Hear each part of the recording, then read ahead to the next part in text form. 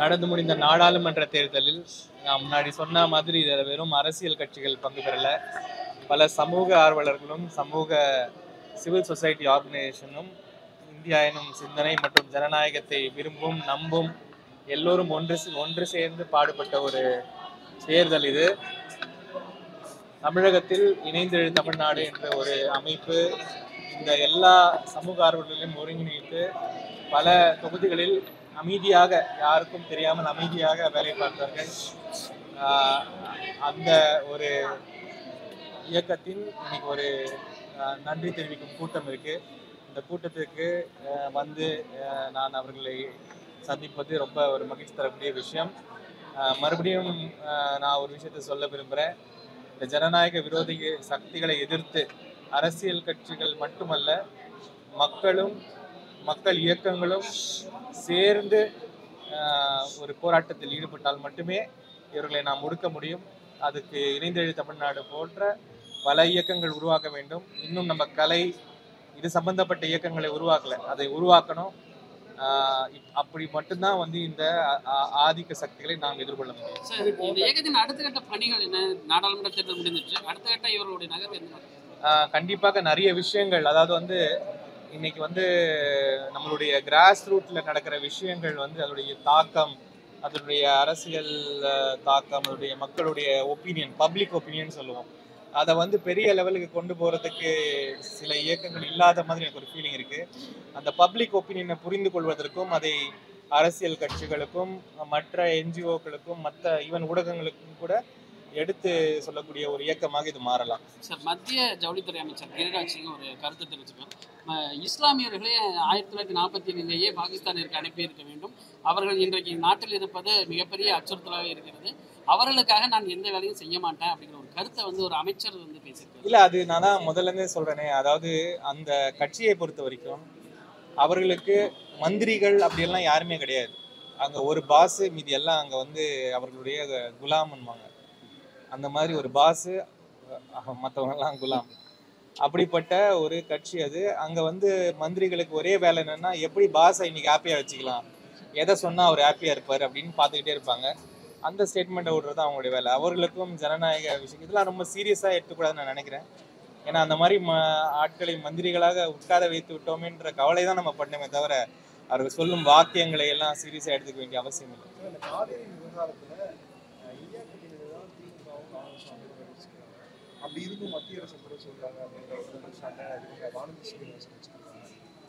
அதாவதுங்க, அரசாங்கம் என்பது அரசாங்கம்.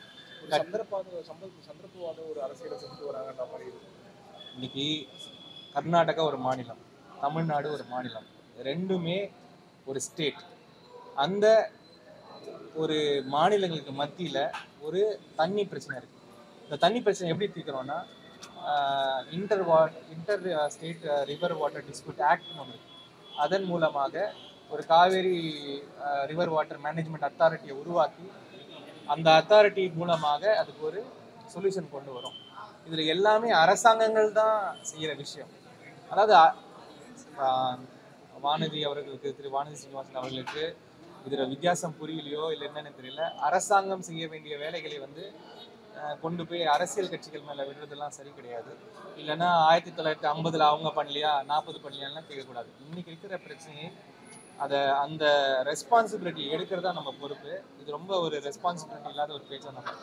நுழைவுத் தேர்வுகளில் வந்து அடுத்தடுத்து வந்து பல்வேறு முறைகேடுகள் வந்து நீட்ல உச்சநீதிமன்றம் கண்டனம் தெரிவிச்சிருக்கு. ஆனால் மத்திய அரசு வந்து அடுத்தடுத்த நுழைவுத் தேர்வுகளுக்கு தயாராகிட்டு வராங்க. அதே என்டிஏ வைத்தே வந்து நுழைவுத் தேர்வு நடத்துறாங்க. அதை எப்படி பார்க்குறீங்க? நான் சொன்னேன், இந்த என்டிஏ என்பதே ஒரு சொசைட்டி. அதுக்குள்ள என்ன இருக்குன்னு யாருக்குமே இது வரைக்கும் தெரியல. அது வந்து அரசாங்க இயக்கமோ எதுவுமே கிடையாது, ஒரு சொசைட்டி. அதுக்கு என்ன பவர்ஸ் கொடுத்துருக்காங்க என்னன்னே தெரியாது. ஆனால் இவர்கள் மறுபடியும் இந்த எக்ஸாம் எல்லாம் வைக்கிறதுக்கு ஒரே ஒரு காரணம் தான், நான் மறுபடியும் முன்னாடி சொன்ன மாதிரி தான், இது ஒரு ஃபில்ட்ரேஷன் சிஸ்டம். இது வரைக்கும் சமூக நீதிக்கான ஒரு சிஸ்டமை வந்து நம்ம முன்னாடி வச்சுட்டு வந்தோம். காங்கிரஸ் உட்பட பல கட்சிகள் அதை வந்து செயல்படுத்தி வந்தாங்க. அதை திருப்புவதற்கான ஒரு வழி தான் இந்த என்ட்ரன்ஸ் எக்ஸாம்ஸ் எல்லாம். இன்னைக்கு நீங்கள் பார்த்தீங்கன்னா ஒரு ஆக்டாக மாற்றிட்டு வராங்க. அதுக்கு ஒரு பேரும் கொடுக்குறாங்க. அந்த பேரை யாருக்குமே வாயில நுழையில. அது கேட்டால் அது இந்திய முறை அப்படின்றாங்க. இது எங்கேயோ மனுஸ்மிருதிக்கு போகிற ஒரு பாதையாக கூட நான் பார்க்குறேன். அதனால் நான் முன்னாடி சொன்ன மாதிரி இந்த அரசாங்கமே எல்லோரையும் பின்னோக்கி கொண்டு செல்லும் அரசாங்கம். இதில் யாருக்குமே எந்த நன்மையும் கிடையாது. நிறைய பேர் நினைச்சிட்டு இருக்காங்க எங்களுக்கு ரொம்ப நன்மையான விஷயம், இவர் வந்து இதை பண்ணிட்டாரு அதை பண்ணிட்டாருன்னு. ஒரு 40 வருஷம் நம்ம அட்லீஸ்ட் நம்மளை பின்னாடி கொண்டு போயிடுவாங்க. அதான் இந்த அரசாங்கம் சார் பண்ணுறாங்க. ஆம்ஸ்ட்ராங் கொலை வழக்கில் அண்ணாமலை நீங்கள் வந்து பாஜக நிர்வாகிகளை விசாரிக்கணும்னு நீங்கள் சொன்னீங்க. அதுக்கு அடிப்படை காரணம் என்ன? நேற்று வந்து அண்ணாமலை வந்து பாஜக கட்சியோட தலைவர் அண்ணாமலை வந்து இது மாதிரி தலித்துகளுக்கு மீதான வன்முறை கடந்த 3 வருடங்களாக திமுக ஆட்சியில் அதிகரிச்சுன்னு சொன்னார். இது பற்றி உங்கள் கூட்டணி கட்சி திமுக பற்றி சொல்லுங்க. நான் ஆருத்ரா விஷயத்த நான் பேசுனேன். இந்த இந்த கொலை வழக்கில் டிஸ்டர்ப் ஆகாம எல்லாம் ஆருத்ரா விஷயத்தை தான் ஃபோக்கஸ் பண்ணணும்னு நான் இன்னைக்கு சொன்னேன். அதே மாதிரி இன்னைக்கு பல பேர் வெளியே வந்துட்டு இருக்காங்க. அவர்களுடைய மகளிர் அணி தலைவர் அஞ்சலை என்பவர் கைது செய்யப்பட்டிருக்கிறார். பல ஆட்கள் இதில் வந்து இன்வால்வ்டாக இருக்காங்க. மறுபடியும் நான் சொல்கிறேன், ஆருத்ரா வந்து இந்த என்டையர் இன்சிடெண்ட்டுக்கு கீயான ஒரு விஷயம். இதை எடுத்தாலே இதை வந்து அந்த அந்த அந்த அந்த ஸ்கேம்னால இந்த இந்த இந்த சம்பவம் மட்டும் இல்லை, மீதி பல சம்பவங்கள் கூட தடுக்கப்படலாம். அதனால அதை ஒழுங்காக விசாரித்தாலே இந்த பாஜக நிர்வாகிகள், நான் தான் சொல்றேனே, நீங்கள் வந்து தேடி தேடி ரவுடிகளை கொடுத்து அவங்க கட்சியில் போட்டிருக்காங்க. தேடி தேடி ஒரு இடம் இல்லை 2 இடம் இல்லை, இன்னைக்கு பட்டியலே விட வேண்டிய நிலைமையில இருக்கும். அதனால இதெல்லாம் பண்ணிட்டு அவர் வந்து அன்னைக்கு அந்த ஆருத்ரா மேட்டர் எடுத்தோடனே அவர் அவ்வளோ டென்ஷன் ஆகி பேசுறாரு. அப்போ எதுக்கு டென்ஷன் ஆகி பேசணும்? அப்போ ஏதோ ஒன்று உள்ள இருக்கு, இதை திறம்பட விசாரிக்க வேண்டும். இதை வந்து சிபிஐ கிட்ட கொடுக்கணும், இடி கிட்ட கொடுக்கணும் அப்படின்னு சொல்றதெல்லாம் வந்து அதெல்லாம் தப்பிச்சுக்கிறதுக்கான வழியா பாக்குறாங்க.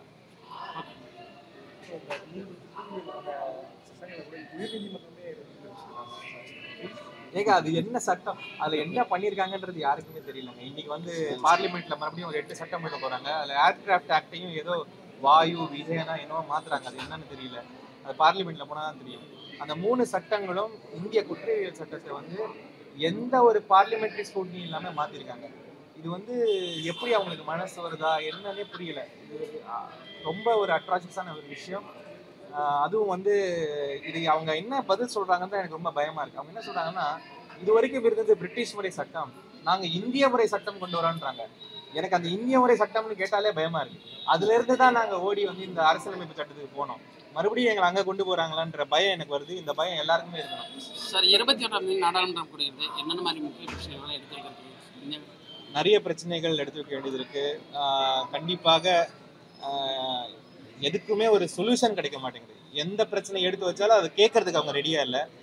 மறுபடியும் அந்த போராட்டத்தில் தான் ஈடுபடணும். மணிப்பூர்ல இருந்து ஆரம்பிச்சு, நீட்ல இருந்து ஆரம்பிச்சு, இந்த காவேரி இஷ்யூல இருந்து பல இஷ்யூ பேச வேண்டியது இருக்கு. ரயில்வே நாளுக்கு நாள் ரயில்வே இன்சிடென்ட்ஸ் அதிகமாகிக்கிட்டே போகிறது. அதுக்கும் காரணங்கள் நாங்கள் சொல்றோம். சரியான ரயில்வே ஊழியருக்கு சரியான அவங்க விடுப்பு கொடுக்கறதில்ல, சரியான முறைகள் ஃபாலோ பண்றதில்ல, அதையும் கேட்க மாட்டேங்கிறாங்க. மறுபடியும் பார்லிமெண்ட்டை கூப்பிட்டு அவங்க வந்து அந்த 5-6 சட்டங்கள் என்னவோ இல்லைன்னா ஏதாவது ஒரு கண் துடைப்பு, பட்ஜெட் இந்த மாதிரி எதனா தான் பண்ணுவாங்க. பார்ப்போம் என்ன பண்றாங்க.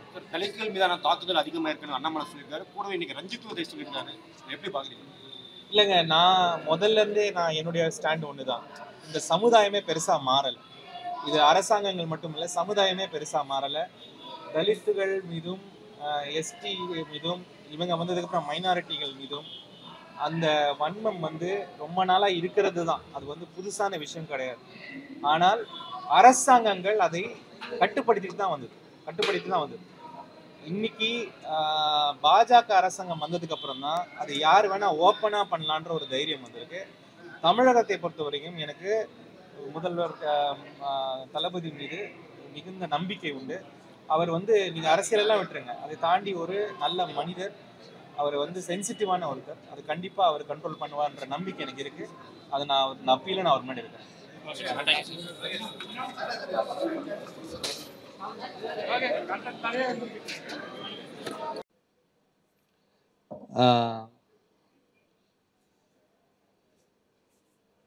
அன்பார்ந்த தோழர்களே, நேரம் இல்லை, அதனால நிறைய நான் பேச விரும்பல. நிறைய பேர் பேசிட்டாங்க.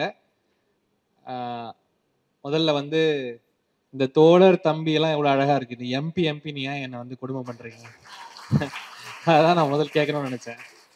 வேற புதுசா நாடாளுமன்ற உறுப்பினர் பாராளுமன்ற உறுப்பினர்லாம் சொல்லும் போது எனக்கே எம்பாரசிங்கா இருக்கு. அதனால அதை எனக்கு தெரிஞ்சு அதெல்லாம் கொஞ்சம் அவாய்ட் பண்றது பெட்டரு. இந்த தோழரே வந்து ஒரு அருமையான வார்த்தை, அதை விட தம்பி ரொம்ப அருமையான வார்த்தை. நான் அக்கா லூசிக்கு சொல்லிக்க விரும்புறேன். அதனால நம்ம இப்படி இந்த உறவுகளோடவே போகணும். ரெண்டாவது, இந்த இணைந்தெழு தமிழ்நாடு இது உருவெடுக்கும் பொழுது ஒரே ஒரு விஷயம்தான் எங்க மனசுல இருந்தது. எல்லாம் கோபமா இருக்கும், எல்லாம் சோகமாவும் இருக்கும். ஆனா என்ன பண்ண போறோம், என்ன பண்ண போறோன்றதுலதான் எல்லாமே அடங்கியிருக்கு. ஏதாவது ஒண்ணு பண்ணுவோம். நான் வந்து ஐஏஎஸ் ஆஃபீஸரா இருக்கும்போது கூட என்னுடைய ஜூனியருக்கெல்லாம் ஒரு விஷயம் சொல்வேன். என்ன பண்ண போறோம், எப்படி பண்ண போறோம், இப்படி உட்காந்து யோசிச்சுனே இருக்கிறது ஒரு பிரயோஜனம் கிடையாது. எதையாவது பண்ணுங்க முதல்ல. அது போனா பரவாயில்ல, எத்தனை தடவை தோத்தாலும் பரவாயில்ல, ஏதாவது ஒண்ணு பண்ணுவோம், அப்பதான் கத்துப்போம். இன்னைக்கு கூட வந்து நான் அகாடமியில கூப்பிடுவாங்க பேசுறதுக்கு. அங்க அகாடமியில போய் நான் ஒரே விஷயம், டூ சம்திங். நீங்க ஒரு இடத்துக்கு போனீங்கன்னா நீங்க ஒரு வருஷம் இருந்தாலும் அரை மாசம் இருந்தாலும் எதையாவது ஒண்ணு நீங்க பண்ணணும். அதர்வைஸ் தேர்ஸ் நோ வேற பர்பஸே இல்லை நம்ம வந்து போறதுக்கு. அதே மாதிரி ஒரு 1.5 வருஷம் முன்னாடி நாங்க உட்காரும் பொழுது என்ன பண்ண போறோன்றதை விட ஏதாவது ஒண்ணு பண்ணுவோம், ஆரம்பிப்போம் அப்படின்றது தான் இந்த இணைந்தெழு தமிழ்நாடு. ஆரம்பிச்சதுக்கு அப்புறம் என்ன செய்ய போறோன்றதுல ஒரு தெளிவு ஏற்பட்டுச்சு. நிறைய பேர் இணைந்தார்கள், நல்லா வேலை பார்த்தோம். நான் சும்மா சொல்லக்கூடாது. டெக்னிக்கல் ஒர்க்குனா நீங்க வந்து இந்த பிரசாந்த் கிஷோர்லாம் தோத்துருவாங்க, அந்த அளவுக்கு எங்க ஆளுங்க டெக்னிக்கல் ஒர்க். ஒரு பூத்துலையும் அந்த அனலைஸ் பண்ணி தமிழ்நாட்டில் இருக்கிற முக்கியமான எங்கெங்க மார்ஜின் வருமோ அதெல்லாம் எடுத்து நீட்டா ஒரு லாஜிக்கலா உட்காந்து வேலை பார்த்து அங்கங்க என்னென்ன பண்ணணும் அப்படின்ற அளவுக்கு எல்லாம் டாசியர் ப்ரிப்பேர் பண்ணி அதை கன்சர்ன் அரசியல் கட்சிகளுக்கு கொடுத்து, அதுக்கப்புறம் சில தொகுதிகளில் நேராக போய் களப்பணி பண்ணி இன்னைக்கு வந்து பல விஷயங்களை அமைதியாக வேலை பார்த்த ஒரு அருமையான ஒரு அமைப்பு தான் இணைந்தெழு தமிழ்நாடு. அதாவது சமூக அரசியல்ல 2 விஷயம் இருக்கு. ஹிந்தியில சொல்ல போனா அது வந்து சங்கர்ஷம் சொல்லுவாங்க, போராட்டம். அது வந்து ஒரு விதமான சமூக அரசியல். இன்னொரு சமூக அரசியல் வந்து நிர்மாண், ஒரு விஷயத்தை கட்டமைக்கிறது. இது 2மே சமூக அரசியல் தான். இப்போ போராட்டம் ஒரு பக்கம் இருக்கும்போது சில பேர் அமைதியா வந்து வேலை பார்த்துட்டு இருப்பாங்க. ஒரு விஷயம் ஒருத்தங்களுக்கு ஒரு முதியோர் இல்லம் வச்சு நடத்துவாங்க. நம்ம நினைக்கலாம் இவங்க போராடல, என்னன்னா அவங்களதும் போராட்டம் தான். அந்த நிர்மாண் வேலை இருக்குல்ல, அது ரொம்ப முக்கியம். சில சமயம் நாங்க இணைந்தெழு தமிழ்நாட்டில் இந்த டைம் எலெக்ஷன் டைம்ல நம்ம அந்த வேலையை பார்க்கணும். நம்ம வந்து அரசியல் கட்சிகளுக்கு உதவியாகவோ இந்த பாசிச சக்திகளை எதிர்ப்பவர்களுக்கு நாம உறுதுணையாக இருக்க வேண்டும் என்பதில் ரொம்ப கிளியரா இருந்து வேலை பார்த்தோம். அதனால வேலையை பொறுத்த வரைக்கும் மிகவும் அருமையாக தெளிவாக என்ன செய்ய போறோன்றத வரையறுத்து செய்த ஒரு அமைப்பு. கண்டிப்பாக இதுக்கு முன்னாடி இது எப்படி போகணும் அப்படின்றதுல எனக்கு ஒரு ஐடியா இருக்கு. அதை நான் வந்து இணைந்தெழு தமிழ்நாடு கிட்டையும் நான் ஷேர் பண்ணியிருக்கேன். இன்னைக்கு காலகட்டத்தில் நிறைய பப்ளிக் ஒப்பீனியன் என்ன இருக்கு, அதாவது மக்களுடைய எண்ணம் என்னவா இருக்கு, என்ன ஓட்டம் என்னவா இருக்குன்னு யாருக்கும் தெரியல. ஏன்னா பல பேர் எல்லாம் ஒன்று மீடியாவை பார்க்குறோம், இல்லைன்னா வீட்டில் உட்காந்து பேப்பர் படிக்கிறோமே தவிர இந்த ஊர்களுக்கு சென்று மக்களுடைய என்ன ஓட்டம் என்னவா இருக்குன்றது யாருக்குமே தெரியாம போயிடுச்சு. அந்த பப்ளிக் ஒப்பீனியன் ரிசர்ச் பண்ண வேண்டியது என்னை பொறுத்த வரைக்கும் இணைந்தெழு தமிழ்நாடுடைய முக்கியமான ஒரு வேலை. மக்களுடைய என்ன ஓட்டம் என்னவா இருக்குன்னு தெரிஞ்சாதான் நம்ம அடுத்த வேலையை பார்க்க முடியும். அந்த வேலைகளை இணைந்தெழு தமிழ்நாடு இங்கிருந்து எடுத்து செய்யும். அப்புறம் சண்டை இன்னும் முடிஞ்சதில்லை, சண்டை இன்னும் முடியல, ஒரு பாதி லெவல்ல வந்து நிக்குது. கண்டிப்பாக நமக்கு ஒரு பெரிய வெற்றி தான். மாரலி, பொலிட்டிக்கலி, பர்சனலி இது ஒரு வெற்றி, பெரிய வெற்றி. ஆனால் இந்த வெற்றியை வந்து ஒரு அரசியல் வெற்றியா மட்டும் பார்க்க முடியாது. இது வந்து இன்னைக்கு இந்தியா கூட்டணி ஜெயிச்சிட்டாங்க, நாளையில இருந்து எல்லாம் மாறிடும், அப்படி கிடையாது. இது ஒரு ஃபண்டமெண்டல் பிரச்சனையா இருக்கு. நம்மளுடைய அரசியல்ல ஒரு ஃபண்டமெண்டல் பிரச்சனை கடந்த 30-40 வருஷமாவே மாறி இருக்கு. அதையெல்லாம் மாத்தணும்னா நாமளும் அமைதியாக பொறுமையாக வேலை செய்யணும். ஆனா அடுத்த இலக்கு வந்து இந்த பாசிச சக்தியை அரியணையிலிருந்து அகற்ற வேண்டும். இன்னைக்கு வந்து ஆல்ரெடி அவங்களை அகத்தியாச்சு. இன்னைக்கு 2 பக்கமும் கைத்தடியோட தான் மோடி அவர்கள் பார்லிமெண்ட்டுக்குள்ளே வராரு. ஒன்னு நிதிஷ்குமார், ஒன்னு நாயுடு. இந்த 2 கைத்தடியும் தான் வச்சுக்கிட்டு தான் ஊனிக்கிட்டு தான் வராரு. அதனால அவருக்கு வந்து ஒரு கைத்தடி கொடுத்து அப்படியே அப்படி பெரிய 56 இன்ச்சுன்னு நகர்ந்தவரை கொஞ்சம் அமைதியா கொஞ்சம் இருக்க வைக்கிறது ஒரு பெரிய விஷயம்தான். ஆனாலுமே கூட இது வந்து முழு வெற்றி அல்ல. இன்னைக்கு சண்டை இன்னும் பாக்கி இருக்கு. அதற்கான வேலைகளை களப்பணிகளை நாம் செய்ய வேண்டும். அதற்கு அரசியல் கட்சிகள் ஒரு பக்கம் சேர்ந்தா கூட அரசியலா இணைய மாட்டோம், இந்த கட்சியில எனக்கு எந்த கட்சியும் பிடிக்கலன்னும் போது, ஆனா எனக்கு ஒரு பிளாட்ஃபார்ம் வேணும் அப்படின்றவங்களுக்கு இணைந்து எழு தமிழ்நாடு கண்டிப்பாக இருக்கும். நிறைய பேருக்கு ஒரு டவுட் இருக்கு, இது காங்கிரஸ் சேர்ந்த கட்சியா, காங்கிரஸ் சேர்ந்த அமைப்பானு. அப்படிலாம் ஒண்ணுமே கிடையாது. நாங்க முதல்ல இருந்து இல்ல தெளிவா தான். காங்கிரஸ், கம்யூனிஸ்ட், தலித் கட்சிகள், இல்லைன்னா விவசாய கட்சிகள், இல்ல இஸ்லாமிய கட்சிகள், இல்ல கிறிஸ்தவ கட்சிகள், யாரு வந்து அரசியலமைப்பு சட்டத்தை ஒரு பெரிய விஷயமாக நினைக்கிறார்களோ அவர்கள் எல்லோருக்கும் சேர்ந்த ஒரு அமைப்பு தான் இந்த தமிழ்நாடு. இதுல ரெண்டாவது, இது இந்தியா மாதிரி இவங்கெல்லாம் வரவே கூடாதுன்னு நிறைய அமைப்புகள் இருக்காங்க. இந்த அரசியல்காரங்களாம் வரவே கூடாது. இந்த அமைப்பு அப்படி இல்லை. எல்லா அரசியலும் வாங்க, நீங்க அரசியல் இருந்தாலும் பரவாயில்ல, இல்லைன்னாலும் பரவாயில்ல, வீட்டுல இருந்து நீங்க வாட்ஸ்அப் மட்டுமே பார்த்துட்டு இருந்தாலும் பரவாயில்ல, எல்லாரும் இணைவோம்ன்றதான் இணைந்த எழு தமிழ்நாடு. அதனால இதுல யாரையுமே ஒதுக்குற விஷயம் கிடையாது. யாரையுமே ஒதுக்கி போங்கன்னு சொல்ல மாட்டோம். எல்லாருமே இணையணும். அரசியலமைப்பு சட்டத்தை ஒரு பெரிய விஷயமாக எடுத்து முன்னோக்கி நகரும் ஒரு இயக்கம். இதுல வந்து எத்தனை பேர் இணையறாங்களோ அதை வைத்துதான் முன்னோட இது ஓட்டம். ரெண்டாவது, என்னுடைய எலெக்ஷன் வந்து எனக்கு ஒரு பெரிய விஷயமாவே தெரியல. ஏன்னா அது ஜனங்களே பார்த்துக்கிட்டாங்க. நான் ஒண்ணுமே பண்ணல. 15 நாள் தான் வந்தேன். அங்க அது அப்படியே போயிருச்சு. நான் பெருசா அதுக்கு எதுவுமே பண்ணல. அதனால என்ன சாதனை நாயகன்லாம் சொல்றாங்க. சாதனையெல்லாம் நான் ஒண்ணுமே பண்ண கிடையாது. ஜனங்க தான் பண்ணாங்க. அது சாதனையெல்லாம் நான் ஒண்ணுமே பண்ண. நான் போய் இருந்துட்டு வந்தேன். அங்க ஏஜி சிதம்பரம் இருக்காரு, இனாமுல்லா ஹசன் இருக்காங்க. இவங்க எல்லாம் சேர்ந்து அந்த எலெக்ஷனை பார்த்தாங்க.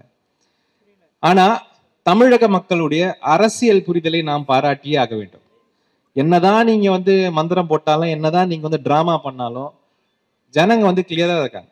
அவங்களுக்கு இன்னைக்கு இந்த அரசியல் இதுதான் சண்டை அப்படின்றது ரொம்ப கிளியரா தெரியுது. ஆனால் நம்ம அப்படியே இருந்துட முடியாது. எதிர்காலத்துக்கான அரசியலை நாம் கொடுத்தாகணும். அடுத்த ஜெனரேஷனுக்கான அரசியலையும் கொடுத்தாகணும். வெறும் பிஜேபி எதிர்த்துட்டு அடுத்து என்ன பண்ண போறோம்னு சொல்லாம அப்படியே போயிடுறது ஒன்றும் முக்கியம் கிடையாது. வர ஜெனரேஷனுக்கு என்ன தேவை, அவங்களுக்கு எந்த அரசியல் இருந்தால் நல்லா இருக்கும், நம் பிள்ளைகள் எப்படி இருந்தால் நல்ல வாழ்க்கை அமையும் அப்படின்ற அரசியலையும் கொடுப்பதற்கான ஒரு படி, ஒரு ஒரு ஒரு ஒரு திங்கிங், ஒரு திங்க் டேங்காக இந்த இணைந்த எழு தமிழ்நாடு மாற வேண்டும் என்பது என்னுடைய ஒரு எண்ணம். ஏன்னா இது வந்து நம்ம சொல்லிட்டு போயிடலாம், நான்லாம் மேடையில பேசிட்டு போயிடுவேன். ஆனால் டெய்லி உட்காந்து வேலை செய்யறவங்க அவங்க தான். அதனால இன்னைக்கு அவங்க எல்லாருக்குமே இன்னைக்கு ஒரு பாராட்டும் கொடுக்க போறோம். அதனால கண்டிப்பாக அதற்கு நான் டைம் கொடுக்கணும். ஒரே ஒரு வாக்குறுதியை மட்டும் நான் என்னுடைய தேர்தலையும் நான் சொல்றேன், இங்கேயும் சொல்றேன். அதாவது வந்து நம்ம சமுதாயத்துல வந்து பவர் வந்து கான்சென்ட்ரேட் ஆயிருக்கும் எப்பவுமே. ஏன்னா அப்படிதான் சமுதாயம் நடக்குது இந்த காலத்துல. ஆனா அந்த பவரை எத்திக்கலா மேனேஜ் பண்ணக்கூடிய ஆட்கள் தேவை. பவர் கையில வந்தோன்னு ஆடக்கூடிய ஆட்கள் இருந்தா வேலைக்காக. பவர் கையில வரும்பொழுது அதை எத்திக்கலா எப்படி மேனேஜ் பண்ணக்கூடிய ஆட்கள் வரணும் ஆட்சிக்கு, பொறுப்புக்கு. அதற்கு இன்னும் கூட நிறைய இளைஞர்களை மெயின் ஸ்ட்ரீம் பாலிடிக்ஸ்ல கொண்டு வரணும். சமூக அரசியலையும் தாண்டி இந்த தேர்தல் அரசியலுக்கும் கொண்டு வரணும். அது எந்த கட்சியாக இருந்தாலும் சரி, எந்த அரசியலமைப்பு சட்டத்தை ஏற்றுக்கொள்வோர் எந்த கட்சியா இருந்தாலும் நமக்கு ஓகே தான். ஆனா அந்த இடத்தில் அந்த பவரை மேனேஜ் பண்றதுக்கு நல்ல இளைஞர்களை, நல்ல எண்ணம் கொண்டவர்களை உள்ள கொண்டு வரணும். இளைஞர்கள்னா நான் வெறும் ஆண்களை சொல்வன்று கிடைக்காது, இல்லை, எல்லா விதமான ரெப்ரசன்டேஷனும் அங்க இருக்கணும். ரெப்ரசன்டேஷனா இருக்கிறது தான் என்னை பொறுத்த வரைக்கும் ஒரு அருமையான ஒரு விஷயம். அதுதான் நம்ம பாராட்ட வேண்டிய ஒரு விஷயம், பாடுபட வேண்டிய விஷயம். இன்னைக்கு வந்து தமிழகத்து மேல கண்டினியூஸா ஒரு அட்டாக் நடக்குது. அதை வந்து எப்படியாவது அடக்கணும், எப்படியாவது வந்து இந்த நாட்டுடைய, நீங்க பாத்தீங்கன்னா என்ன நார்த் இந்தியாலாம் கேட்டாங்க, என்னங்க மோடி போய் இவ்வளோ பெரிய ஆரவாரமா இருக்கு தமிழ்நாடு மோடி போனாலே அப்படின்ட்டு. நான் சொன்னேன், எங்க ஊர்ல அப்படிலாம் எதுவுமே இல்லையே. இல்ல டிவில எல்லாம் அப்படி காட்டுறாங்க அப்படின்னா, அந்த படம் எடுக்கிறது சவுத் இந்தியால, காட்டுறது நார்த் இந்தியால. ஏன்னா அங்க வந்து மோடி வந்து தமிழ்நாட்டுல கண்ட்ரோல் இல்லைன்றது அவங்களுக்கு ஏத்துக்க முடியாத ஒரு விஷயம். அங்க எப்படி பிம்பம் காட்டுறாங்கன்னா, தமிழர்கள் எல்லாம் போய் அப்படியே ஒரு சரணடைஞ்சிட்டா மாதிரி ஒரு பிம்பத்தை அங்க உருவாக்குறாங்க. ஸோ அந்த மாதிரி வெறும் படத்தை மட்டுமே நம்பி, வெறும் இந்த டிராமாக்களை மட்டுமே நம்பி ஒரு அரசியல் சித்தாந்தம் நடந்து கொண்டிருக்கிறது. இன்னும் கூட சொல்ல போனால், நான் தான் அந்த பிபிசியில தமிழ்ல பேச கூப்பிட்டாங்க, பிபிசி தமிழ்ல. நான் சொன்ன விஷயத்த பார்த்து பிபிசி ஹிந்தியில கேட்டாங்க, நீங்க ஹிந்தி பேசுவீங்களா அப்படின்னு. நீங்க எது கொடுத்தாலும் நான் பேசுவேன், நீங்க கொண்டு வாங்க அப்படின்னு. பிபிசி ஹிந்திலையும் அடிச்சு ஒரு இன்டர்வியூ அடிச்சு விட்டேன். அது தமிழை விட நிறைய போயிடுச்சு வியூ. அங்க இருக்கலாம் பயங்கரமா, ஆஹா இது என்ன இது தமிழ் பயங்கரமா இது புது விதமான இதா இருக்கே அப்படின்னு. ஏன்னா நீங்க இந்த அரசியல்லாம் பேசவே கிடையாது. சனாதனம் நாங்க ஒரு வார்த்தையை சொன்னாலே நீங்க பதறீங்க. நாங்கெல்லாம் ரொம்ப வருஷமா இந்த வார்த்தையை பேசிட்டு இருக்கோம், இந்த ரொம்ப வருஷமா இதை எடுத்து போராடிட்டு இருக்கோம். அதனால நம்ம போராட்டமே வந்து ஒரு சமத்துவத்துக்கான போராட்டம். எதை எதிர்த்து கூட இல்லைன்னு வச்சுக்கோங்களேன், ஒரு சமத்துவத்துக்கான போராட்டம். இந்த சமத்துவத்தை உருவாக்கி கொடுத்தது அரசியலமைப்பு சட்டம் தான். நான் நேத்து கூட கர்நாடகால பேசும்போது இதை சொன்னேன், அந்த அரசியலமைப்பு சட்டம் இல்லைன்னா எனக்கு இந்த சட்டம் கிடையாது. இதுதான் உண்மை. இந்த சட்டம் எனக்கு வந்து கொடுத்தது யாரு? நீ கொடுத்தியா? நீ கொடுத்த அரசியலமைப்பு சட்டம் தான் எனக்கு சட்டை கொடுத்துச்சு. நான் அதை காப்பாற்றணுமா வேண்டாமா? அப்ப நான் அதை காப்பாத்தாம போனேன்னா அப்ப நான் என்ன மனுஷன்? இங்க இருக்கிறவங்கள பாதி பேருக்கு அதுதான் உண்மை. அந்த உண்மை தெரியல நிறைய பேருக்கு. இந்த சட்டையும் இந்த மரியாதையும் நமக்கு இன்னைக்கு வந்தது அரசியலமைப்பு சட்டத்தால் மட்டுமே. ரொம்ப காலமா அரசியலமைப்பு சட்டத்தையும் அம்பேத்கரையும் கொண்டாடினது தலித்கள் மட்டும்தான். இப்பதான் எல்லாரும் கொண்டாட ஆரம்பிச்சிருக்கோம். ஆக்சுவலா இந்தியா முழுக்க கொண்டாடணும். அம்பேத்கரையும் அரசியலமைப்பு சட்டத்தையும் கொண்டாட ஆரம்பிச்சாலே வேற எதுவுமே உள்ள வர முடியாது. ஏன்னா அதுக்கான அந்த நீங்க அதை எடுத்து பாத்தீங்கன்னா, அந்த டாக்குமெண்ட் எடுத்து பாத்தீங்கன்னா, இதை விட ஒரு சமத்துவமான ஒரு டாக்குமெண்ட்டை யாரும் உருவாக்கி இருக்க முடியாது. அப்படிப்பட்ட ஒரு சண்டையை நாம் இன்னைக்கு போட்டுட்டு இருக்கோம். ஒரு பெருமையான சண்டை கூட. நிறைய பேர் இது ஒரு வரலாறுலேயே சோகமான பீரியடா பாக்குறாங்க. நான் அப்படி பார்க்கவே இல்லை. வரலாறுலேயே ரொம்ப எக்ஸைட்டிங்கான ஒரு பீரியடா பாக்குறேன். நமக்கு ஒரு சான்ஸ் கிடைச்சிருக்குல்ல, இந்த மாதிரி ஒரு அருமையான ஒரு புத்தகத்தை, அருமையான ஒரு விஷயத்த நம்ம பாதுகாக்கிற ஒரு சான்ஸ் நமக்கு கிடைச்சிருக்குல்ல. அந்த காலத்துல சொல்றாங்க, நேரு காந்தி அவர்கள் எல்லாம் வந்து இவ்வளவு நாள் 11 வருஷம் ஜெயில இருந்தாராம். நேரு முதலாம் பிரதம மந்திரி 11 வருஷம் ஜெயில இருந்தாராம். அவர்கள் செய்த தியாகத்தினால் நாம இப்படி எல்லாம் வந்தோம் அப்படின்றது நமக்கு சொல்லப்படுற கதைகள். ஆனா இன்னைக்கு நமக்கு அதே அரசியலமைப்பு சட்டத்தை பாதுகாக்கும் ஒரு வாய்ப்பு கிடைச்சிருக்கும் பொழுது அந்த வாய்ப்பை நாம் இரு கரங்களுடன் எடுத்துக்கொள்ள வேண்டும். இது ஒரு வரலாறுல ஒரு அருமையான இடம், ஒரு அருமையான தருணம். ஆனா தியாகங்கள் இருக்கதான் செய்யும், தியாகங்கள் கொடுத்து தான் ஆகணும். ஆனால் கண்டிப்பாக ஒரு நல்ல எதிர்காலத்தை நாம் குழந்தைகளுக்கு கொடுத்து செல்வோம். அதுதான் நம்ம கொடுக்க வேண்டிய முக்கியமான ஒரு வேலை. இன்னைக்கு கூட ஒரு தம்பி இந்த ஐஐடியில வந்து பேசியிருக்காப்புல. என்ன பாலகிருஷ்ணன், ஒரு தம்பி இன்னைக்கு ஐஐடியோடைய அவருக்கு கோல்டு மெடல் வாங்குறாரு ஐஐடியில. அந்த கோல்டு மெடலுக்கு அக்செப்டன்ஸ் ஸ்பீச் கொடுக்குற தனஞ்சய பாலகிருஷ்ணன் ஒரு தம்பி. அவர் வந்து அந்த கோல்டு மெடலை வாங்கிட்டு 5 நிமிஷம் பேசிட்டு பாலஸ்தீனை பத்தி பேசுறாரு. இன்னைக்கு பாலஸ்தீன்ல நடக்கிற ஜெனசைடை வந்து தடுக்கணும். இப்பதான் காலையில இருந்து வெளியே வர தம்பி அவர் பேசுறாரு. அப்படின்னா இந்த பப்ளிக் ஃபோரம்ல பேசுற தைரியம் வந்துருச்சு. நம்ம மாணவர்களுக்கும் நம்மளுடைய இளைஞர்களுக்கும் வந்துட்டாலே இந்த மோதி மேஜிக் இதெல்லாம் ஒன்றும் ஒர்க் அவுட் ஆக போறது கிடையாது. நான் எழுதியே கொடுக்குறேன். நான் முதல்ல வந்த போதே சொன்னேன், இந்த நாட்டை ஒண்ணுமே உங்களால பண்ண முடியாது. ஏன்னா இது வந்து ஒரு கேஓஸ் இருக்கிற ஒரு நாடு. கேஓஸ்னா அழகான கேஓஸ். இப்ப நீங்க ரோட்ல போங்க, எல்லா வண்டியும் அப்படி இப்படின்னு போவோம், நடக்கும், ஒரு மாடு ஒண்ணு போவோம், எல்லாம் போவோம். ஆனா எல்லாம் கரெக்டா போவாங்க, யார் மேலேயும் முட்டிக்க மாட்டாங்க. அந்த திறமை இருக்கக்கூடிய நாடு இது. இத போய் நீங்க ஒரு கண்ட்ரோல்ல கொண்டு வந்தா எப்படி? நான் நார்த் இந்தியால போகும்போது சொல்லுவேன், எங்க நான் கூட சின்ன வயசுல யோசிப்பேன், ஏன் நம்மள ஹிந்தி படிக்க சொல்ல மாட்டாங்க, ஒரு மொழியை படிக்கல, என்ன இருக்கு, என்ன தப்பு, படிச்சிருக்கலாம் அப்படிக்கும் யோசிப்பேன் சின்ன வயசுல.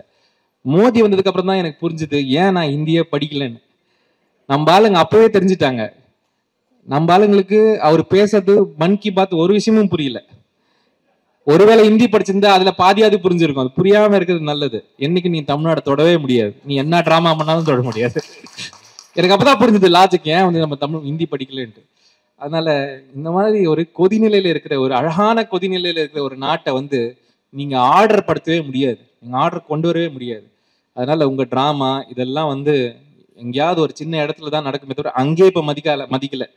நீங்க பாத்தீங்கன்னா 4 மாசம் முன்னாடிங்க நாங்க இந்த வேலையை ஆரம்பிக்கும் போது எல்லாரும் சொன்ன ஒரு வார்த்தை என்னன்னா, சார் ராமர் கோயிலை கட்டி அவங்க எலெக்ஷன் ஜெயிச்சிருவாங்க சார், ராமர் கோயில் ஒண்ணு போதும் சார் அந்த எலெக்ஷன் ஜெயிக்கிறதுக்கு. இப்படிதான் நம்பிட்டு இருந்தேன் 3 மாசம் முன்னாடி கூட.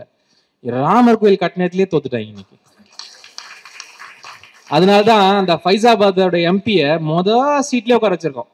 ராகுல் காந்தி பக்கத்துலயே உட்கார வச்சிருக்கோம். ஏன் பக்கத்துல உட்கார வச்சிருக்கோம்னா, இவங்களுக்கு ஒரு வழக்கம் உண்டு. அந்த பக்கத்துல இருந்து எதுக்கு எடுத்தாலும் ஜெய் ஸ்ரீராம் ஜெய் ஸ்ரீராம்னு கத்துறது.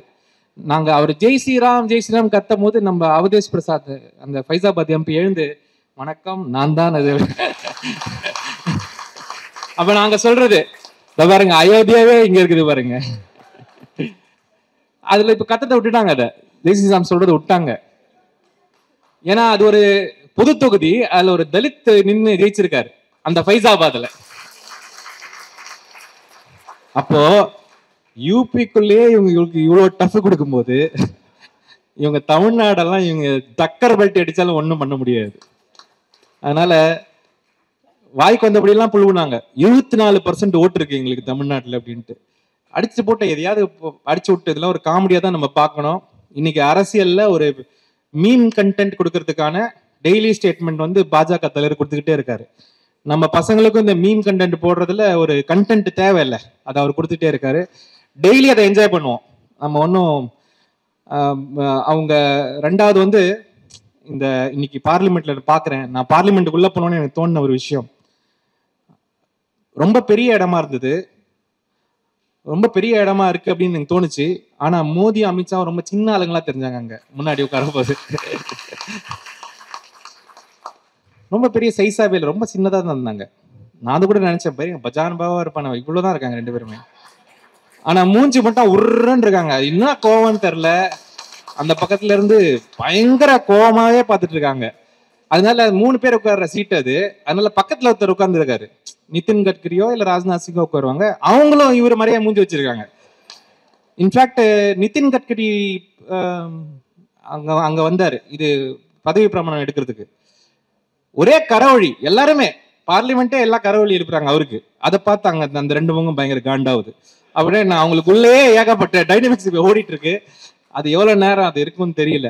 அதனால அந்த மாதிரியான சில காமெடி விஷயங்கள்லாம் இப்ப பார்லிமெண்ட்ல நடக்குது. அப்புறம் அவர் பேச ஆரம்பிச்சாரு இந்த மாதிரி. எப்பவுமே எப்படின்னா, இந்த ஜனாதிபதியோட உரைக்கு அவங்க வந்து ஒரு தேங்க்ஸ் கொடுப்பாங்க. அது அந்த தேங்க்ஸ்ல பல சர்ச்சைகள் நடக்கும். நடந்ததுக்கு அப்புறம் பிரதமர் வந்து பதில் கொடுப்பார். எப்பவுமே அந்த பதில வந்து அவர் வந்து பயங்கரமா ஒரு மயான சைலன்ஸ்ல இந்தியாக்கே ஒரு ஸ்பீச் கொடுக்குற மாதிரி கொடுப்பாரு. அப்படி திரும்புவார், இப்படி திரும்புவார், ஊனுவார், ஆணுவார், இப்படிதான் எங்களுக்கு கேட்டு பார்த்து பழக்கம். கரெக்டா இந்த ஸ்பீச் கொடுக்கும்போது நாங்க மணிப்பூருடைய எம்பி பேசணுன்றா அவரை பேச விடுங்கன்னு சொன்னோம். விட முடியாதுன்ட்டாங்க. உடனே நாங்க இப்ப நாங்க தான் 200 பேர் இருக்கோம்லங்க, நாங்க வந்து மணிப்பூர் எம்பியை பேச விடுங்கன்னு கரக வழி எழுப்ப ஆரம்பிச்சோம். ஆனா அவர் பேச ஆரம்பிச்சிட்டாரு பிரதம மந்திரி. ஐ திங்க் 2 ஹவர் நினைக்கிறேன் பேசினாரு. 2 ஹவர் நாங்களும் விடல, கரவழி எழுப்பிக்கிட்டே இருந்தோம். நடுவுல பல இடங்கள்ல அவர் வந்து தடுமாறி நின்று ஒரு இடத்துல வந்து தண்ணி எடுத்து எங்களுக்கு கொடுத்தாரு. அதையும் குடிச்சிட்டு மறுபடியும் கத்தணும். அந்த கரவழியில ஒரு முக்கியமான ஒரு விஷயம் என்னன்னா, அது ஹிந்தியில மட்டும் இல்ல, தமிழ்லயும் ஒழிச்சுது. நீங்க கேளுங்க, யூடியூப்ல போய் கேட்டு பாருங்க. காப்பாத்து காப்பாத்து ஜனநாயகத்தை காப்பாத்துன்னு அங்க வந்து பயங்கரமா ஒழிச்சுது கரவழி. மராட்டியில ஒழிச்சுது. அப்புறம் மணிப்பூர் அவங்க கேட்டாங்க, ஏயா எங்களுக்கு தானே நீங்க எழுப்புறீங்க, மணிப்பூர்ல கரவழி எழுப்புங்க. நான் அவங்க மணிப்பூரி கத்து கொடுத்து அங்கேயே மணிப்பூரி எல்லாம் கத்துக்கிட்டு அந்த கரவழியை மணிப்பூரிலையும் எழுப்பணும். அந்த மாதிரி இன்னைக்கு பார்லிமெண்ட் வந்து ஒரு நல்ல பார்லிமெண்ட் எல்லாம் விட்டுறாதீங்க, இப்ப வரும்போது நல்லா பாருங்க. ஏன்னா அதுல வந்து நிறைய விஷயங்கள் இந்த மாதிரி டிட்பிட்ஸ் எல்லாம் நடக்குது. அதனால இன்னைக்கு ஒரு ஸ்ட்ராங் அப்போசிஷன் அங்க உட்கார்ந்துருக்கு. அவர்களுக்கு இதெல்லாம் ஏத்துக்கிற பழக்கமே கிடையாது, பழக்கமும் கிடையாது, அந்த தன்மையும் கிடையாது. அண்ணன் சொன்னாங்க, அவங்க வந்து பிராங்கோ அவங்க சொன்னாங்க, அவங்க வந்து மாறிட்டாங்கன்னு நினைச்சா நீங்க அப்படிலாம் நீங்க நினைக்காதீங்க. நான் சொல்றேன், அவங்களுக்கு மாறவே தெரியாது, அவங்களுக்கு வேற எதுவுமே தெரியாது. உண்மை அதுதான். அவங்களுக்கு சந்தோஷம்னா என்னன்னு தெரியாது, சிரிப்புனா என்னன்னு தெரியாது, பாசம்னா என்னன்னு தெரியாது, அன்புனா என்னன்னு தெரியாது. அந்த மாதிரி ஆட்கள் தான். அதனால நீங்க பாத்தீங்கன்னா மோடியும் சரி, இங்க இருக்க மாநில தலைவரையும் சரி, சிரிச்சு பார்த்திருக்கீங்க என்னைக்காவது? ஒருன்னா இருப்பாங்க.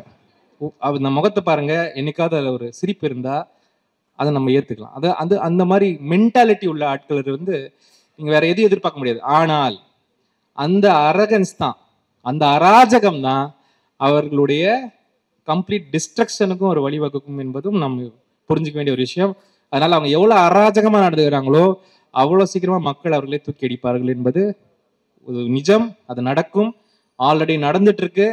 வரப்போற தேர்தல்களில் மகாராஷ்டிரா மற்றும் ஹரியானா கண்டிப்பாக நாம் கைப்பற்றுவோம். அதுவும் இல்லாம எங்களுடைய தலைவர் வந்து சேலஞ்ச் வச்சுட்டாரு, குஜராத்ல நாங்க உள்ள வந்து உங்களை தோக்கடிக்கிறோம்ட்டு. அதுக்காக தயாரியும் நாங்க பண்ண வேண்டியது இருக்கு. குஜராத்ல போய் அவர்களுடைய முதுகெலும்பை முழுத்தி விட்டால் அதுக்கப்புறம் அவங்க அவ்வளவுதான், அவர்கிட்ட ஐசியூல அட்மிட் பண்ணி விடுங்க அவங்கள. அதனால இவர்களை எதிர்ப்பது சோகத்தால் அல்ல, கோவத்தால் அல்ல. இப்ப நம்ம பண்றோம்ல, சந்தோஷத்தால், கொண்டாட்டத்தினால் மட்டுமே இவர்களை அடிக்கணும். அதை மட்டும்தான் இவங்களால ஏத்துக்க முடியாது. அதனால யாருமே சோகமும் கோபமும் பட வேண்டாம். குறிப்பாக என்னுடைய இஸ்லாமிய சமுதாய நண்பர்களுக்கு கேட்டுக்கொள்கிறேன், கோபமே படாதீங்க. உங்களுக்கு இத்தனை 5-10 வருஷமா எவ்வளவு தன்மையை நீங்க காட்ட முடியுமோ இந்த நாட்டிற்கு நீங்க உணர்த்திட்டீங்க. உங்களுடைய தன்மையும் உங்களுடைய பக்தியும் உங்களுடைய ஒரு தெளிவும் இந்த நாட்டிற்கு ரொம்ப அருமையாக விளங்கிவிட்டது. பாதி ஜெயிச்சாச்சு, பாதியில முக்காவாசி ஜெயிச்சாச்சு, இன்னும் கால்வாசி தான். அதை கண்டிப்பாக சேர்ந்தே கடப்போம். இந்தியர்களாக, தமிழர்களாக, மனிதர்களாக நாம் இணைந்தெழுவோம். கண்டிப்பாக இது ஒரு நமக்கு வரலாற்றில் ஒரு அருமையான வாய்ப்பு. இதை கண்டிப்பாக நாம் செய்வோம் என்ற இதை கூறி மறுபடியும் ஃபோக்கஸை நான் கொண்டு வரேன். என்ன பேசுறோங்கிறது முக்கியம் இல்லை, என்ன செய்ய போறது முக்கியம். அதுல வந்து 10% நம்ம செஞ்சா கூட அந்த வேலை செய்யணும், ஏதாவது ஒன்று நடக்கணும்.